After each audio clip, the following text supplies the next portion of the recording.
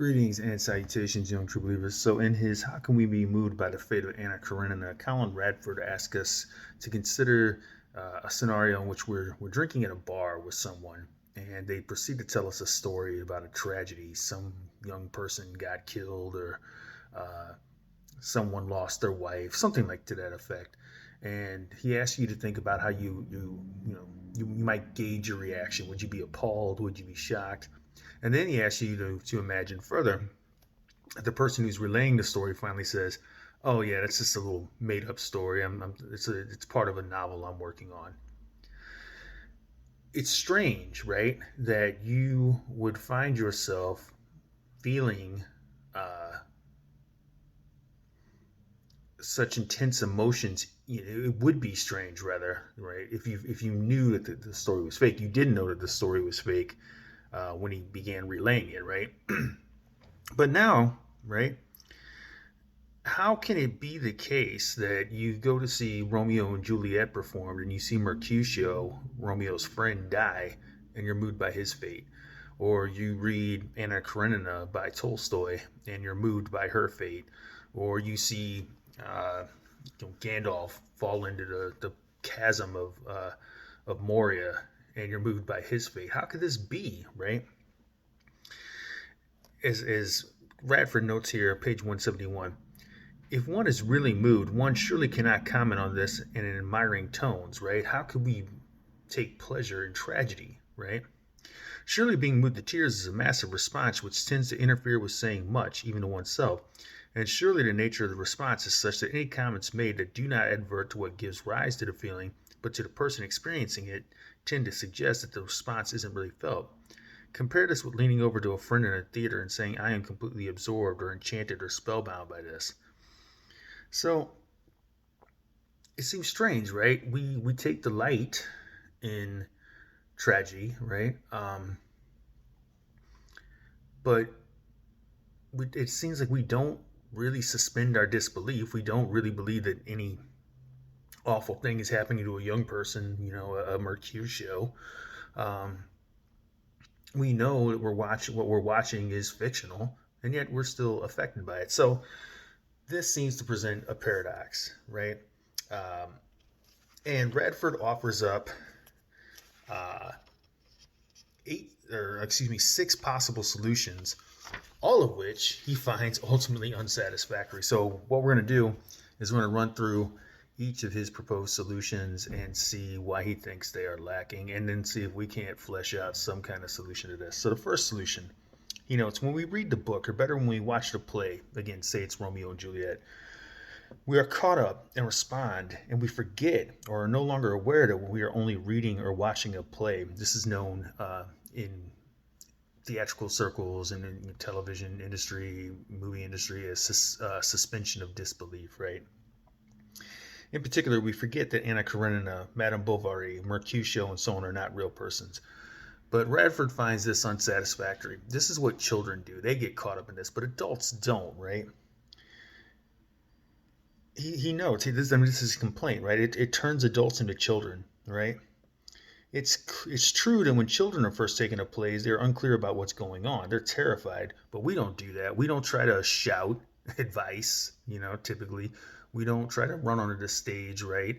Um, so we're not unaware that we're only watching a play involving fictional characters. That doesn't work. Solution two. Of course, we don't ever forget that Mercutio is only a character in a play, but we suspend our disbelief in his reality. So here's the suspension of disbelief part, right?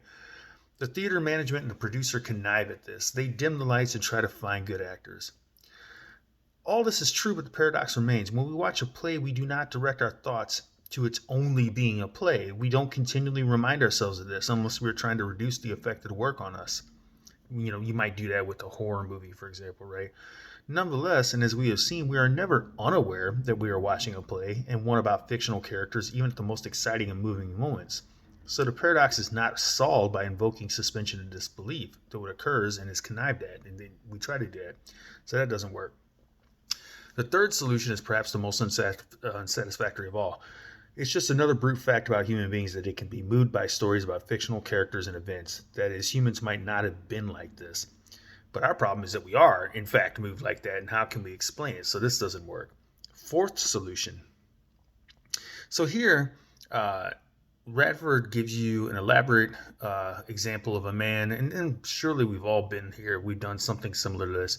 He's reading a story about a plane wreck, and he thinks about his sister who's about to take a flight, and he thinks about her being in a plane accident, a crash, and how that would devastate his mother and it would devastate their children. He starts to tear up, and his wife comes in and it's like, "What's wrong with you?" And he explains, and she scolds him for being ridiculous, right? But yet that's interesting, right? Because he's thinking and he's moved by something that has not happened, right?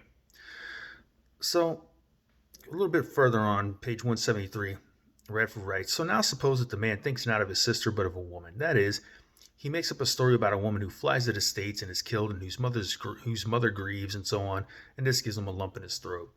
It might appear that, if my thesis is correct, the man's response to the story he invents should be even more puzzling than his being moved by the thought of his sisters not having children. Yet, one who was not seized by the philosophical problem might say, this case is really not puzzling. After all, he might be a writer who first gets some of his stories in this manner. But that is precisely why this example does not help. It is too close, too like what gives rise to the problem." The fifth solution. So here, right, if Radford notes, if and when we weep for Anna Karenina, we weep for the pain and anguish that a real person might have suffered in her place, right? We know that Anna Karenina isn't real, but we imagine, somebody there. But Radford ultimately comes to the conclusion that this doesn't work because we aren't weeping for some real person. We're actually genuinely weeping for Mercutio or Anna Karenina or Gandalf or whomever, right? We're weeping for that person, not some genuine person in their stead. So this ultimately doesn't matter. But he does note at the end of the fifth solution, but all over again, how can we do this knowing that neither Anna Karenina nor Mercutio ever existed, that all their sufferings do not add one bit to the sufferings of the world? Sixth solution. Perhaps there really is no problem. In non-fictional situations, it may be necessary that in order for a person to be moved, he must believe in the reality of what he sees or is told, or at least he must believe that such a thing may indeed happen to someone. But as I concede, being moved when reading a novel or watching a play is not exactly like being moved by what one believes happens in real life, and indeed is very different. So there are two sorts of being moved, and perhaps two senses of being moved. There is being moved in sense one, right, in real life, and being moved in sense two by what happens in fictional characters. But since these are two sorts and senses, it does not follow from the necessity of belief in the reality of the agony or whatever it is for being moved. Sense one, that belief in its reality is or ought to be necessary for being moved in sense two. So I have not shown that there is a genuine problem, which perhaps explains why I can find no solution. Okay, so maybe it's all, in the words of Shakespeare, much ado about nothing, right? But a bit later on, he rejects this. He tells us, but although being moved by what one believes is really happening is not exactly the same as being moved by what one believes is happening to fictional characters, it is not wholly different. The emotional reaction maybe is not quite as intense in the case of fiction, but it's still real. It's still genuine, right? And it is what is common to being moved in either situation, which makes problematic one of the differences. That is, the fact that belief is not necessary in the fictional situation. So Radford concludes, I am left with the conclusion that our being moved in certain ways by works of art, though very natural to us, and in that way only too intelligible, involves in us inconsistency and so incoherence. So ultimately, he thinks the solution is, well, there is no solution. It's nonsensical that we should be moved by the fate of fictional characters, and he can't account for it. I want to suggest that perhaps Radford strongly underestimates, and this would be no surprise for a philosopher, the power of empathy. As Hume pointed out, empathy can make us, David Hume that is, empathy can make us feel for the experiences and the tragedies experienced by people who lived 2,000 years before us. So I think philosophers who are investigating this problem would be well served to think of the strength and the power of human empathy.